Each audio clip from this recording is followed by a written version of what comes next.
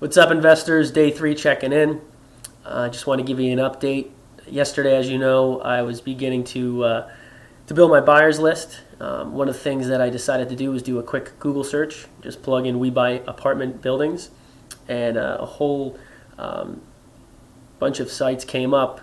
And this is twofold because it'll contain investors and wholesalers. So what I did was I made a quick video, and I showed that to one of my contractors on Odesk. Odesk is an outsourcing company that allows you to outsource basically grunt work for very cheap, and to allow you to focus your time and energy on other parts of the business. So I created a quick video so that there's no misunderstanding through a possible language barrier. And so what that contractor is going to do is just do a simple Google search, take the name and the email, whether they're another actual investor, buyer, or wholesaler. And once I compile, or they compile a list, I'm going to send out an email blast through either MailMerge or I use actually MailChimp. MailChimp and Constant Contact are essentially the same thing. They allow you to mass mail potential prospects. Not necessary. You can do this through Word and Excel, depending on your ISP. Determines on if you have a limit of how many emails you could send per hour. At any rate, so I'm going to shoot them a contact, just reach out to them, see if there's some way that we can go ahead and network together, whether I find them buildings or we wholesale together, depending on what their business model is. And I think that's a great way to jump in for, number one, those that are actively doing it.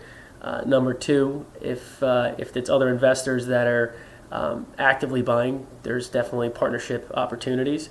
And also for other wholesalers, that's a big part of my residential wholesaling business, is teaming up with other wholesalers in other parts of New Jersey where maybe I can't get to as frequently.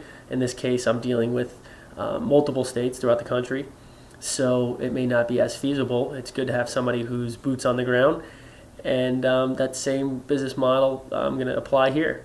So once that list is compiled, I'll send out a mass mail.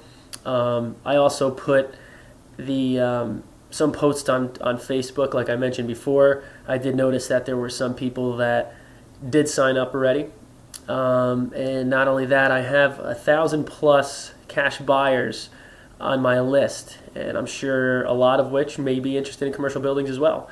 So what I'll do is I'll take my existing cash buyers list for my residential wholesaling, and I'll send them an email saying that I'm engaging in commercial real estate. If you're interested in potential opportunities, let me know, or I'll add you to the other list.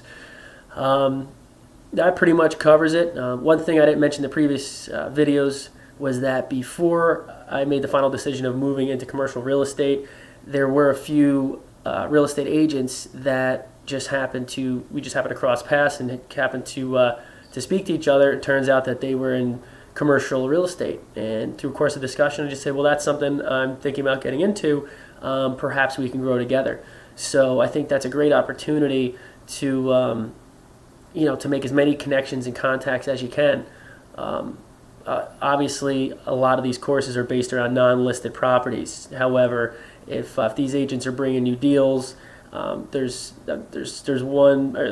some way in which you could make the deal make sense for both of you. And if not, it never hurts to network, that's for sure. So that about covers it.